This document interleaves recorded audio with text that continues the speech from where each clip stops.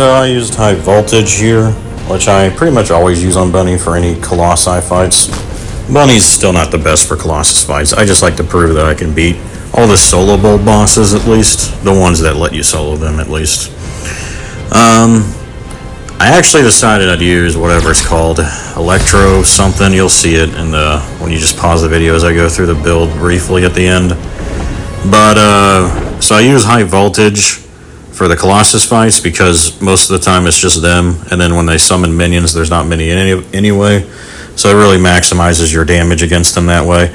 It also helps me, I think, even heal myself even more in the fight because I'm not instantly killing the minions he summons the moment they appear that way. I get maybe a couple strikes off, so I maybe heal a little bit more that way from HP Collector. But when I'm not in Colossus fights, I think, well, you'll see I do the same setup, but then I use the, whatever it's called, that doubles the damage of Rabbit Foot. I thought of doing Superconductor, and it would make sense since I'm a tank build, but honestly, I feel like I don't need it for one, and it's also just inconsistent. You can't rely on it completely, because even though, yeah, most of the time you'll have electrocution on them, you never know. Like, the fact it requires that means that there's going to be moments where you don't even have it. I'd rather it just give you a flat, extra defense or something like that that's just always reliable, always on you. So I prefer the Rabbit Foot because that is something that's permanent, where it just doubles your damage as you're jumping, which I pretty much always am.